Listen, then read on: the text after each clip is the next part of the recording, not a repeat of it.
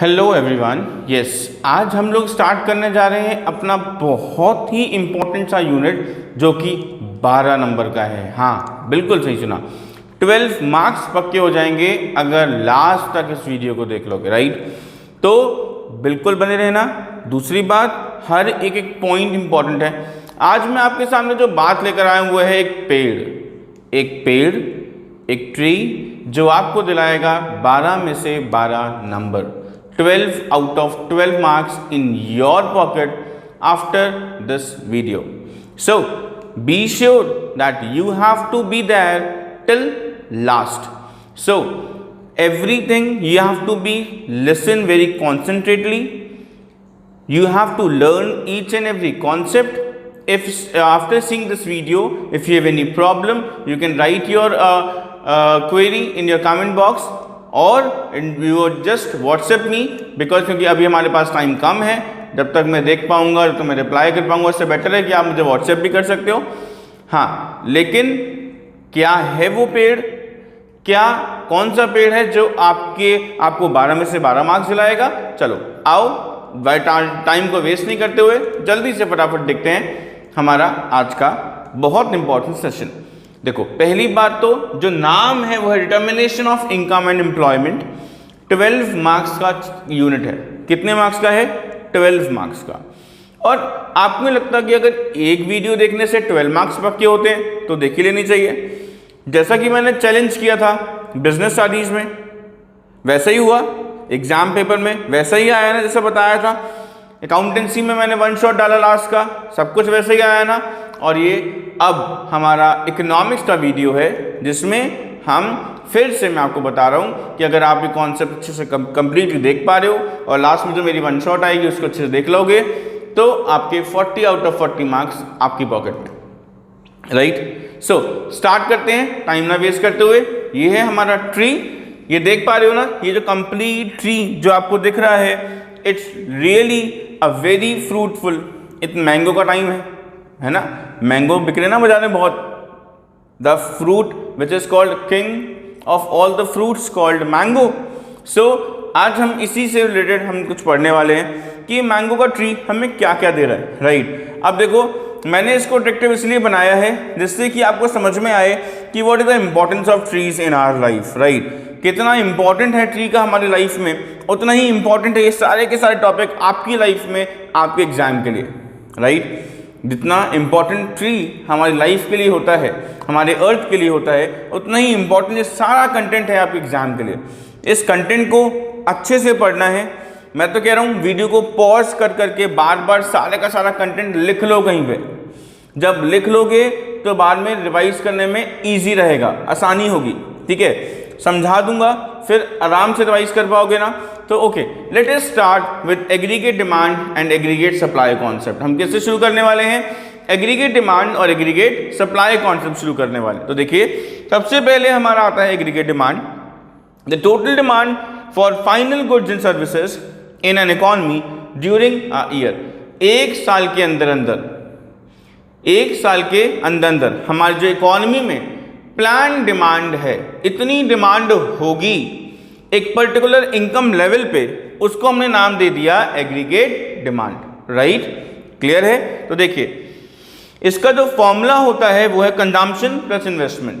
क्या है? Consumption plus investment. तो aggregate demand equals to C plus I, right? क्योंकि आपके सिलेबस में सिर्फ C प्लस I ही है, इसलिए हमको C प्लस I ही करना है। तो aggregate demand equals to what? C plus I, consumption and investment. तो मैं आपको ये चाहता हूं कि सबसे पहले मैं आपको टेबुलर रिप्रेजेंटेशन करूं, फिर ग्राफिकल रिप्रेजेंटेशन करूं, क्योंकि बहुत इंपॉर्टेंट है, एग्जाम में जरूर आएगा। अब जब बोल रहा हूं आएगा तो अच्छे से देख लो, है ना? देखो, सबसे पहले ये इनकम वाला लेवल है।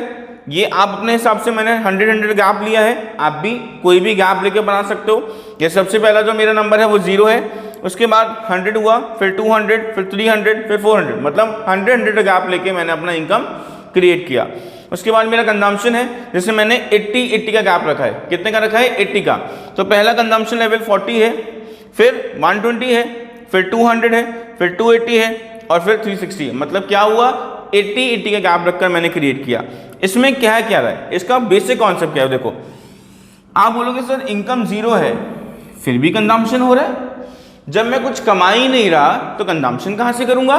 हाँ, अच्छा ये बताओ कभी ऐसा होता है जैसे अभी लॉकडाउन आया तो हमारी इनकम जीरो हो गई थी, क्या हमने खाना बंद कर दिया था? हम भूखे मर रहे थे, मतलब भूखे मर रहे थे, दैट इज डिफरेंट थिंग, वो हमारा इकोनॉमी की प्रॉब्लम है। लेकिन अभी हम अपनी बात करते हैं कि जब हमारे यहाँ पे लॉकडाउन था, जब हमारी इनकम लेवल जीरो हो चुका था, तब भी तो हम खा रहे थे ना, खा रहे थे या नहीं? कहाँ से खा रहे थे? सेविंग में से निकाल के। तो एक ऐसा लेवल ऑफ इनकम, जब इनकम हो जाए जीरो तब भी हम क्या करते हैं? कंजम्पशन करते हैं, उसको हम बोलते हैं ऑटोनॉमस कंजम्पशन। क्या कहते हैं? Autonomous consumption. एक ऐसा consumption when we are still consuming when we have income is equal to zero, जब हमारे पास कोई इनकम ही नहीं है तब भी हम कंज्यूम कर रहे हैं, we say that it is called autonomous consumption। after that 100 हुआ तो मेरा जो कंजम्पशन है वो 120 का हो गया, मतलब अभी भी 20 किस में जा रहा है? किस में जा रहा है? ऑटोनॉमस में जा रहा है ना। इसके बाद 200 पे 200 कंजम्पशन, 300 पे 280 का कंजम्पशन, 400 पे 360 का कंजम्पशन। लेकिन आप देख रहे हो कि सर ये इन्वेस्टमेंट 40 कैसे चल रहा है? इन्वेस्टमेंट सेम कैसे? और ये बताओ सर जीरो पे जब मेरी इनकम जीरो है तब भी इन्वेस्टमेंट करना जरूरी है? तो भाई देखो, ये पहली बात तो ये वो वाला इन्वेस्टमेंट नहीं है, ये जो इन्वेस्टमेंट है जिसे हम बोलते हैं नेसेसिटी ऑफ आर ऑर्गेनाइजेशन, जो हमारी ऑर्गेनाइजेशन की नेसेसिटी है। जैसे फॉर एग्जाम्पल, इसको मैं एक एग्जाम्पल से समझाता हूँ। जैसे फॉर एग्जाम्पल कि सपोज करो, तो मैंने एग्जाम्पल आपको देना है। जैसे फॉर एग्जाम्पल अगर मैं अपना टोरेंट के मीटर की बात करता हूँ, है ना, हमारे यहाँ जनरली टोरेंट चलता है या फिर ऐसे इलेक्ट्रिसिटी बोर्ड जितने भी हैं। तो आपका क्या हुआ, जब आपकी फैक्ट्री बंद थी, जब आपका बिजनेस बंद था, तो क्या उस समय पर बिजली का बिल नहीं आ रहा था? सर आ तो रहा था, लेकिन आप तो कंज्यूम ही नहीं कर रहे थे, फिर भी आ रहा था। हाँ सर आ रहा था। इसका मतलब वो क्या था? वो था फिक्स चार्ज, मतलब आप कंज्यूम करो या मत करो इतना तो चार्ज जाएगा ही जाएगा। That is what it is called investment. वो क्या है? इन्वेस्टमेंट है, right. I hope it is clear. तो वो इसलिए मैंने कांस्टेंट रखा है। जैसे फॉर एग्जांपल मेरा एक कोचिंग सेंटर है, अब मैं उस कोचिंग सेंटर पे 2 बच्चे पढ़ा रहा हूँ और रेंट दे रहा हूँ कितना? 50,000 का। लेकिन उसी जगह पर अगर मैं उसी कोचिंग सेंटर में अगर मैं 50 बच्चे पढ़ा रहा हूँ तब भी 50,000 का रेंट है। ऐसा थोड़ी कि वो मना कर देंगे भाई ऐसा करो, अब ना 50 हो गए बच्चे तो अब 1 लाख का रेंट हो जाएगा, होगा ऐसा? नहीं। इसका मतलब क्या है? It is called investment. कैसा रखा है? सेम रखा है। अब हमारा जो फॉर्मूला है एग्रीगेट डिमांड को कैलकुलेट करने का, वो है कंजम्पशन प्लस इन्वेस्टमेंट। तो let us right 40 + 40 it becomes 80। Now 120 + 40 it becomes 160, then 240, then 320, and after that 400. I hope it is clear. Clear है ये? पक्का? To all? Now this is called tabular representation of aggregate demand. ठीक है, ये क्या हो गया? हमारा स्केड्यूल हो गया। अब चलते हैं हमारे ग्राफ की बात करते हैं। देखो सबसे पहले ये हमारा y एक्सिस जो एग्रीगेट डिमांड को रिप्रेजेंट कर रहा है, x एक्सिस जो इनकम को रिप्रेजेंट कर रहा है। आफ्टर दैट सबसे पहले जो कांस्टेंट लाइन आप देख रहे हो ये हमारा इन्वेस्टमेंट है, जो कांस्टेंट है इसलिए क्या गया? पैरेलल टू x एक्सिस गया। कंजम्पशन कहाँ से शुरू हो रहा है?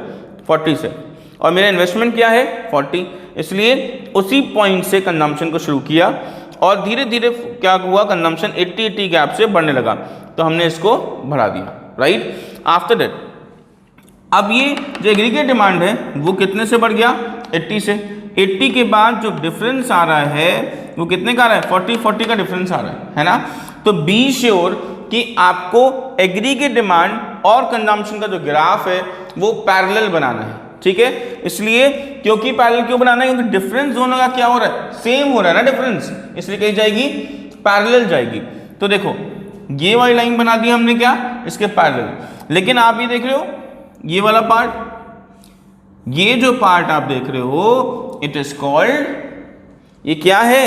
ये है ऑटोनॉमस कंजम्पशन। कौन सा पार्ट है ये? Autonomous consumption. जब हमारी इनकम लेवल 0 था, हम फिर भी कुछ ना कुछ कंज्यूम कर रहे थे, that point is known as autonomous consumption. I hope it is clear. चलो अब चलते हैं नेक्स्ट पार्ट पे। जो है हमारा एग्रीगेट सप्लाई वाला पार्ट। तो अब ये क्या कहता है, the money value of goods and services produce in an economy in an accounting year, मतलब कितना एक इकोनॉमी ने कितना प्लान किया है कि तीनों सेक्टरों को मिला के हम कितना सप्लाई कर पाएंगे, क्या तीनों सेक्टर को मिलाकर एक अकाउंटिंग ईयर में हम कितना सप्लाई कर पाएंगे, we say that aggregate supply, right. किसमें, इकोनॉमी में। ये भी प्लान्ड है और ये भी प्लान्ड है, एक्चुअल नहीं है, प्लान्ड है। हम प्लान कर रहे हैं, क्या कर रहे हैं, प्लान कर रहे हैं। ओके नाउ अब इसका भी हमने क्या, जो फॉर्मूला है वो क्या है, हमारा फॉर्मूला है aggregate supply equals to consumption plus saving. Aggregate supply किसके बराबर होता है, कंजम्पशन और सेविंग के बराबर होता है। कैसे जानेंगे इस बात को, देखो ये इनकम मैंने ग्राफ सेम लिया है, कंफ्यूजन नहीं होगा आपको, आप भी सेम ग्राफ लीजिएगा, जितने भी ग्राफ्स आएंगे सब में सेम सेम बनाइएगा, ठीक है। ये हो गया हमारा इनकम सेम वाला, कंजम्पशन सेम। अब देखो जब मेरी इनकम 0 थी और मैं कंज्यूम कर रहा था, इसका मतलब क्या हुआ, डिसेविंग। तो 40 मैंने क्या कर दिया, माइनस का एस हो गया, क्या हो गया, माइनस का 40, मतलब डिसेविंग हो गया। जब मेरी इनकम 100 हुई फिर भी मैं 120 कंजम्पशन कर रहा था, इसका मतलब माइनस का 20, क्या हो गया ये, माइनस का 20, है ना, क्लियर है।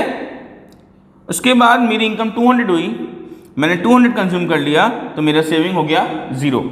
मेरी इनकम 300 हुई और मेरा जो कंजम्पशन है वो 280 हुआ, तो मेरा सेविंग कितना हुआ, 20। मेरी इनकम 400 हुई तो मेरा कंजम्पशन 360 था, तो मैंने सेविंग कितनी करी, 40 की। अब हम इससे निकालेंगे एग्रीगेट सप्लाई। क्या निकालने वाले हैं, एग्रीगेट सप्लाई। लेकिन उससे पहले मैं आपको बता दूं, एक लेवल देख रहे हो ये वाला, इनकम इक्वल्स टू कंजम्पशन। जिस लेवल पे इनकम कंजम्पशन के बराबर हो जाए उस पॉइंट को बोलते हैं ब्रेक इवन पॉइंट। जितना कमाया उतना कंज्यूम कर लिया, that point is known as break even point. It is a point where income is equals to consumption and saving is equals to 0।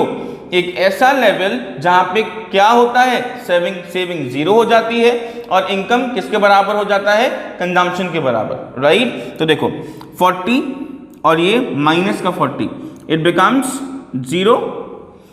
120 में से 20 गया, इट बिकम्स 100। 200 में से 0 गया, becomes 200। 280 plus 20 it becomes 300 and 360 plus 40 becomes 400।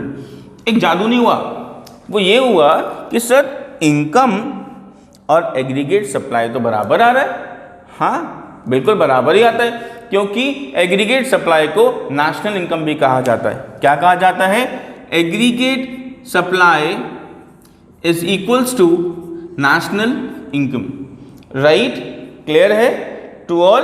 अब देखो आगे, अब क्या हुआ, अब इसका मैं बताने वाला हूं, स्केड्यूल पढ़ लिया, अब ग्राफिकल रिप्रेजेंटेशन। तो देखिए सबसे पहले ये हमारा y एक्सेस, ये हमारा y डैश एक्सेस, कौन सा एक्सेस, y डैश एक्सेस, ये x एक्सेस।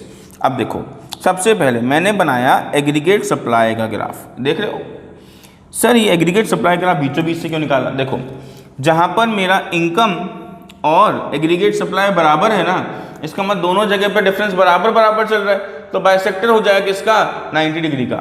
इसलिए ऑलवेज बिकम्स 45 डिग्री। ध्यान रखना जब ग्राफ बनाने को आएगा तो एग्रीगेट सप्लाई ग्राफ 45 डिग्री का ही बनेगा, ठीक है। आफ्टर दैट कंजम्पशन सेम उसी वाला रहेगा, 40 से शुरू हो रहा है, ये हमारा कंजम्पशन है, ठीक है। सेविंग नेगेटिव से शुरू हो रही है, माइनस के 40 से, तो हमने माइनस का 40 देख लिया, ठीक है, क्लियर है। एक चीज़ का और ध्यान रखना है कि अभी मैंने बनाया है, आपको स्केल से बनाना है, तो आपका ये वाला जो गैप है और ये वाला जो गैप है हमेशा बराबर रहना चाहिए। क्यों, क्योंकि देखो ये जो ऑटोनॉमस कंजम्पशन है 40 का और ये भी 40 का, दोनों सेम ही तो है ना, इसी दोनों का डिफरेंस भी कैसा होना चाहिए, सेम।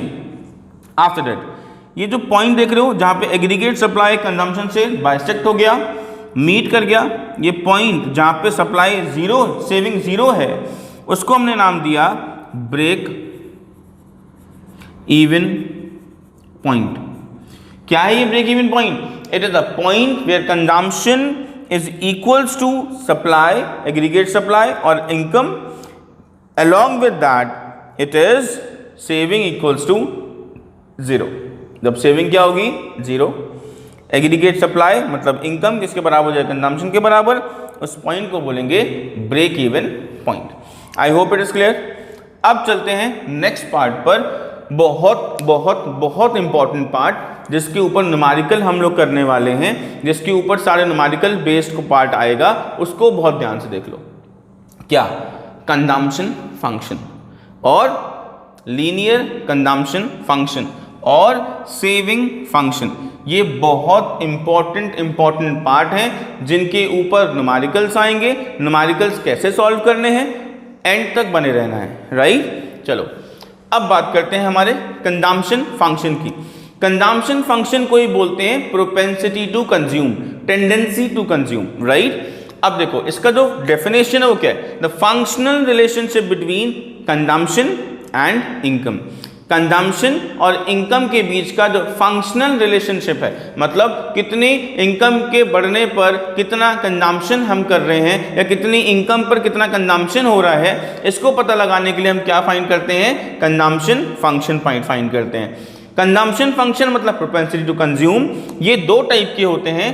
पहला है APC, average propensity to consume. क्या है पहला? Average propensity to consume. और दूसरा है मार्जिनल प्रोपेंसिटी टू कंज्यूम। तो देखो अब ये एवरेज प्रोपेंसिटी टू कंज्यूम क्या है? ये कहता है कि it shows how much income is consumed by the consumer. मतलब एक कंज्यूमर अपनी कितनी इनकम को कंज्यूम कर रहा है, उसको हमने नाम दे दिया एवरेज प्रोपेंसिटी टू कंज्यूम। अब आइज क्लोज करो, याद करो क्या बताया?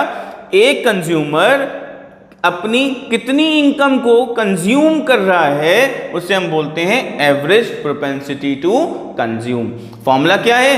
Consumption upon income, right. तो एपीसी का फॉर्मूला क्या हो गया? Consumption upon income. Along with it हम यहां चलते हैं कहां पर? एमपीसी पर, जो है मार्जिनल प्रोपेंसिटी टू कंज्यूम। क्या है? Marginal propensity to consume. अब ये क्या कहता है? It shows the amount of additional income consumed by the consumer. मतलब कितना एक्स्ट्रा इनकम आपने कमाया और कितना एडिशनल इनकम खर्च किया कंजम्पशन पे। आपकी जो एक्स्ट्रा पैसा आपने कमाया, जो पिछले साल से इस साल बढ़ा या पिछले महीने से इस साल बढ़ा, तो जो कितना बढ़ा, उसमें जो कितना जो बढ़ा है वो कितना खर्च किया है आपने कंजम्पशन पे, right. Means it shows the amount of additional income consumed by the consumer. Additional income मतलब एक्स्ट्रा इनकम, उसी के बाद जो आपने एक्स्ट्रा लेबर एंगेज करके जो एक्स्ट्रा इनकम कमाई, उससे भी तो आपने खर्च किया होगा ना। तो कितना कंजम्पशन पे खर्च किया, उसे निकालने के लिए हम बोलते हैं MPC, marginal propensity to consume. That is called delta C upon delta Y। Delta C upon delta Y means change in consumption upon change in income. Delta C upon delta Y means change in consumption upon change in income, right. अब देखो, अब जो important बात है वो क्या है कि अगर हम ये बात करें कि एपीसी के बारे में कुछ इंपॉर्टेंट पार्ट मैं आपको बता दूं जो 2 मार्क्स क्वेश्चन में बहुत इंपॉर्टेंट है या न्यूमेरिकल पार्ट में बहुत इंपॉर्टेंट है। APC is equals to 1। APC 1 कब होगा? जब इनकम कंजम्पशन के बराबर होगा। क्या?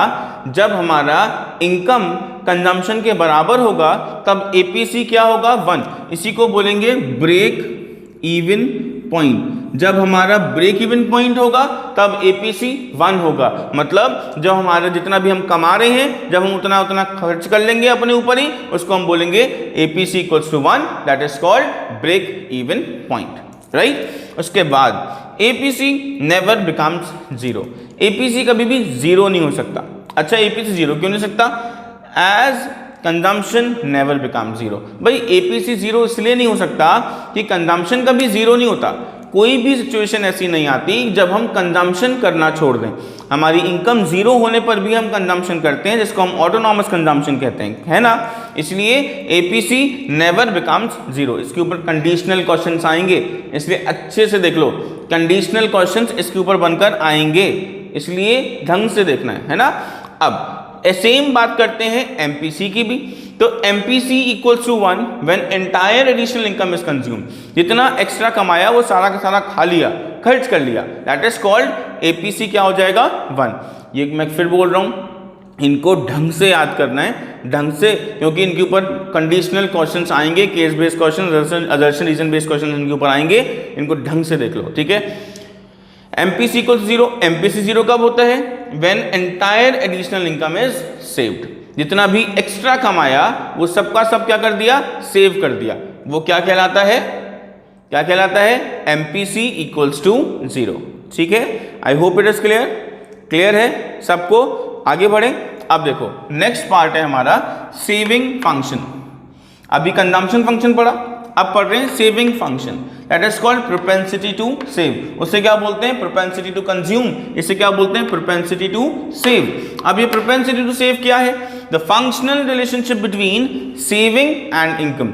सेविंग और इनकम के बीच का फंक्शनल रिलेशनशिप, मतलब हमारा कितनी इनकम पर कितना मैं सेव करूंगा, that is called my propensity to save और सेविंग फंक्शन।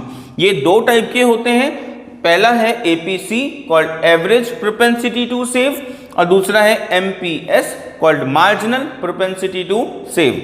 अभी एपीएस क्या होता है? How much income is saved by a consumer.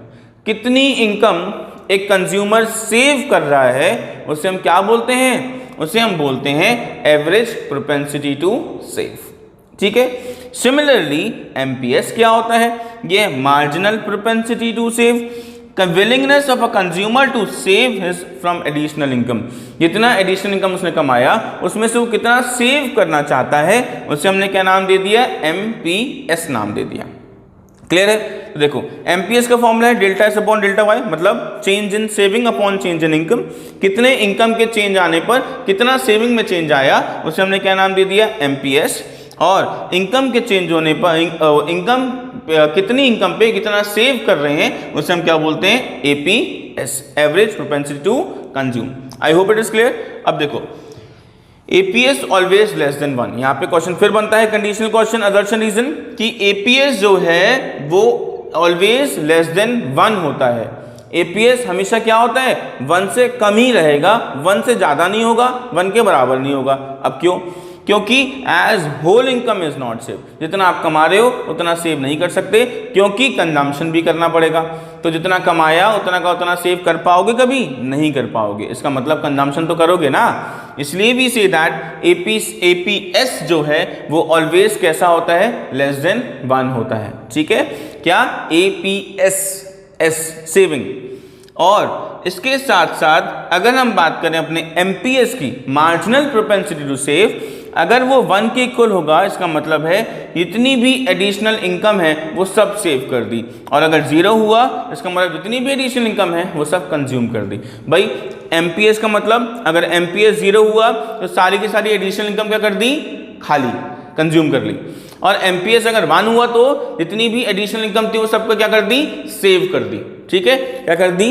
Save करके रख ली, ठीक है। उसे हमने क्या नाम दे दिया? एमपीसी और सॉरी एमपीएस, राइट। अब एक और बहुत इंपॉर्टेंट सी खास बात, वो क्या है? देखो अब कुछ मैं नॉर्मल चीजें बताना चाहूंगा जो बहुत इंपॉर्टेंट है। सबसे पहला LCF, LCM नहीं, LCF, linear consumption function. Linear consumption function, इसका फॉर्मूला क्या? इसके ऊपर न्यूमेरिकल आना ही आना है, इसके ऊपर न्यूमेरिकल आना ही आना है। तो क्या है ये? लीनियर कंजम्पशन फंक्शन का फॉर्मूला है कंजम्पशन इक्वल्स टू C पर बार, मतलब autonomous consumption plus B called MPC into income. लेकिन ये लीनियर कंजम्पशन फंक्शन क्यों यूज करते हैं?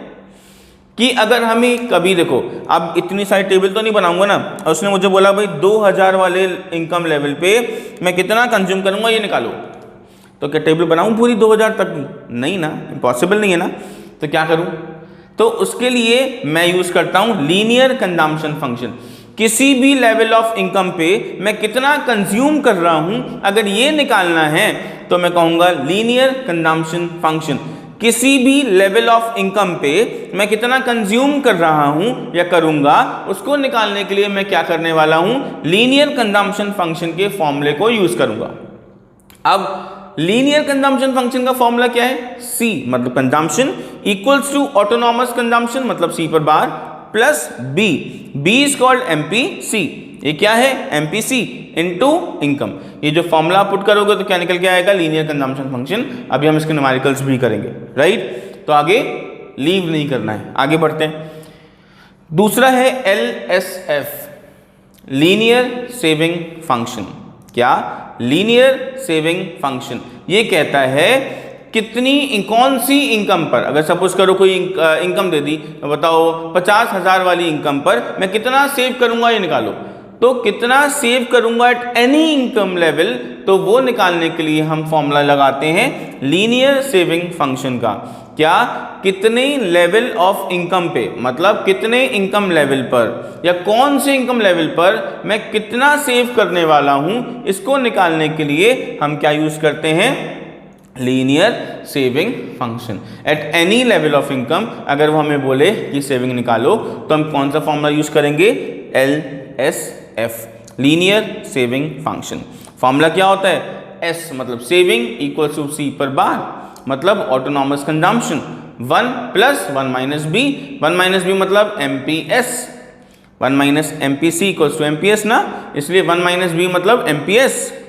आप इसकी 1 माइनस B की जगह पे MPS भी लिख सकते हो, इनटू हमारा इनकम, राइट? फॉर्मूला अभी क्वेश्चंस करेंगे तो कर लोगे ना सॉल्व, याद हो जाने चाहिए माइंड में, याद होंगे तभी कुछ हो पाएगा, ठीक है? अब देखो आगे, अब हमारे पास हम लोग जो आगे टॉपिक पे चलने वाले हैं वो है हमारा MEI और ROI की बात कर लेते हैं, ठीक है? ये भी मुझे बहुत इंपॉर्टेंट टॉपिक लग रहा है, जरूर आने वाला है। एक होता है मार्जिनल एफिशिएंसी ऑफ इन्वेस्टमेंट और एक होता है रेट ऑफ इंटरेस्ट। इन दोनों में डिफरेंस क्या है? बच्चे बहुत कंफ्यूज हो जाते हैं इसके बारे में। मार्जिनल एफिशिएंसी ऑफ इंटरेस्ट का मतलब है कि मैं जहां पे सेव करने जा रहा हूं वहां पे कितना पैसा मुझे रिटर्न में आएगा। वो प्रोजेक्ट, जिस प्रोजेक्ट में मैं लगाने जा रहा हूं पैसा, उस प्रोजेक्ट से मेरे पास कितना रिटर्न आएगा, कितना पैसा आएगा, कितना रिटर्न ऑफ इंटरेस्ट आएगा, उससे मैंने बोला मार्जिनल एफिशिएंसी ऑफ इन्वेस्टमेंट। वो इन्वेस्टमेंट मुझे कितना कमा के देगा, दैट इज कॉल्ड MEI। और दूसरा है ROI, रेट ऑफ इंटरेस्ट, कि भाई मेरे पास पैसा, तो जैसे मैं बिजनेसमैन अगर कोई होगा तो अपना पैसा तो लगाता नहीं, दूसरों का पैसा लेके लगाता है। तो जब पैसा दूसरी जगह से लूंगा तो वहां पर इंटरेस्ट क्या दे रहा हूं, और मेरा जो मैं जहां पे पैसा लगाऊंगा वहां से इंटरेस्ट क्या मिलेगा। इन दोनों के बीच में अगर MEI marginal efficiency of investment बड़ा है और ROI छोटा है तो अच्छी बात है ना? क्यों? क्योंकि मैंने सपोज करो मिस्टर शर्मा से 10,000 रुपये उधारी पे लिए और मिस्टर वर्मा पे इन्वेस्ट कर दिया, ठीक है? तो मिस्टर वर्मा ने मुझे बोला कि भाई तुम्हें मैं इस पर 2% की ब्याज दूंगा, ठीक है? लेकिन मैंने पता करा मिस्टर शर्मा कितने की ब्याज लेंगे, उन्होंने बोला 5% की ब्याज लूंगा। तो ये बताओ क्या मुझे ऐसे प्रोजेक्ट पे इन्वेस्ट करना चाहिए जहां पर 2% की ब्याज मिल रही है और मैं ले कितने पे रहा हूं? 5% की इंटरेस्ट पर। इसका मतलब ये प्रोजेक्ट अच्छा नहीं है। इसके ऊपर फिर से कंडीशनल क्वेश्चन आ सकता है, वो पूछेगा कि एक पर्टिकुलर प्रोजेक्ट में आपका जो ROI है वो इतना % है और MEI इतना है, तो इन दोनों में हमें इन्वेस्ट करना चाहिए या नहीं करना चाहिए, राइट? क्लियर हो गया? MEI का मतलब मार्जिनल एफिशिएंसी ऑफ इन्वेस्टमेंट का मतलब मैं जहाँ पे पैसा लगा रहा हूँ वहाँ से कितना रिटर्न आएगा, और ROI का मतलब जहाँ से पैसा लूंगा वहाँ से कितना इंटरेस्ट, वहाँ पे कितना इंटरेस्ट दूंगा। तो इन दोनों में MEI ज़्यादा होना चाहिए और ROI कम होना चाहिए। अगर ये कम है, कम ब्याज पे पैसा लेके ज़्यादा ब्याज पे दे रहा हूँ, इसका मतलब जो मुझे डेविएशन आ रहा है ना, ये मेरा फ़ायदा है, राइट? प्रॉफिट है। तो यही होना चाहिए, इसलिए हम इसलिए बोलते हैं condition MEI is always greater than ROI, होना चाहिए। अगर ये कम है तो दिक्कत है, इक्वल है तो भी दिक्कत की बात है कि बराबर ही, अगर सब कुछ बराबर ही रहेगा तो फिर हम काम क्यों कर रहे हैं? जब प्रॉफिट 0 ही रहेगा तो मेहनत किस लिए करी थी, है ना? हाँ है ना?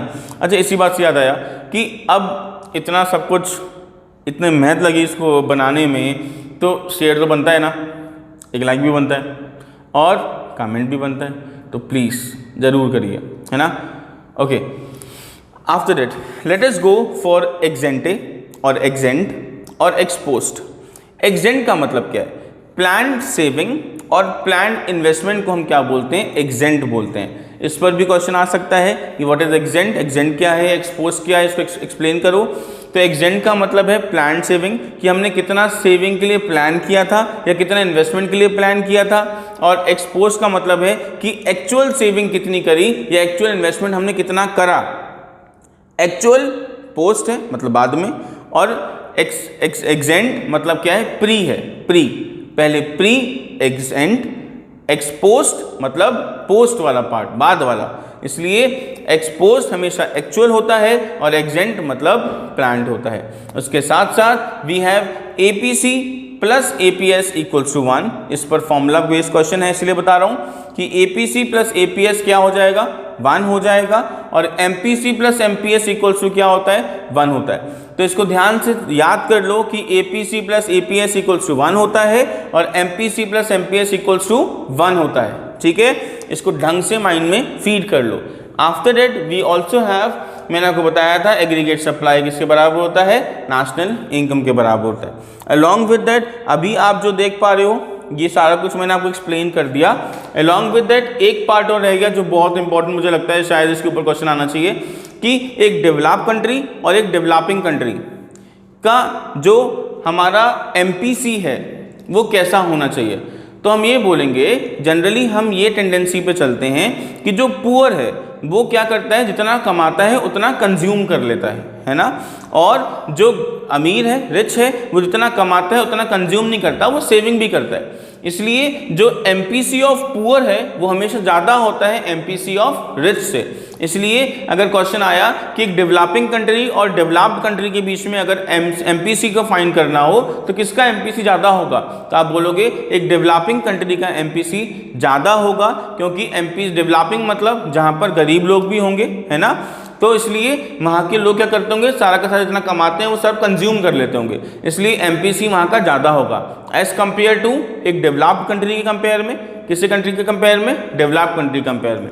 दूसरी बात, क्योंकि ये वीडियो बहुत ज़्यादा बड़ी हो रही है तो एक वीडियो को और वेट करना पड़ेगा, क्योंकि उसमें मैं बहुत जो बचा हुआ पार्ट है ना, अभी कुछ पार्ट रह गया है, जैसे मल्टीप्लायर रह गया है, राइट, इन्वेस्टमेंट फंक्शन रह गया है, और एक्सेस डिमांड एक्स सप्लाई रह गया है। अलॉन्ग विद दैट कि इसके ऊपर बेस्ड जो न्यूमेरिकल से ये मुझे कराने, तो that is called in second video, वो आपको सेकंड वीडियो में मिलने वाले हैं। इसलिए इसको ढंग से देख लिया ना, इसको 2-3 बार देख लीजिएगा, अच्छे से सारे के सारे नोट कर लो, और फिर नेक्स्ट वीडियो का वेट करो जो कल तक बहुत जल्दी आ जाएगी। ये अभी बहुत लेट नाइट पर डाल रहा हूँ लेकिन स्टिल मैं डाल दूंगा, और अच्छे से इसको कर लेना, right. I hope you doing it. Thank you for the day, have a nice day.